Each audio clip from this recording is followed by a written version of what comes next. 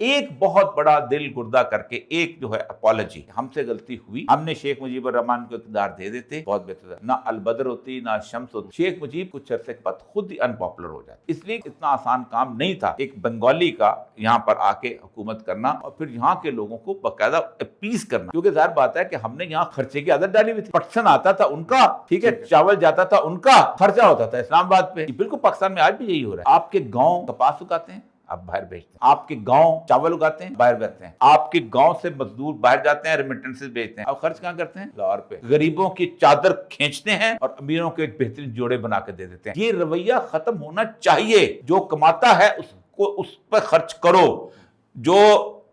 اس گرمی کے اندر کھڑے ہو کے وہ آپ کو پتا ہے جو چاول کی فصل اگاتے ہیں وہ ابلتا ہوا کھولتا پانی ہوتا ہے جس سے وہ منجی نکال کے پیچھے نکالتے ہیں، اور جس طرح محنت کے ساتھ ایک ساؤتھ افریقن کی ایک نظم اشفاق صاحب پڑھایا کرتے تھے کہ آپ دیکھو کیسے لائن لگتی ہے، اس نے کہا کہ شاعر کی بہترین نظم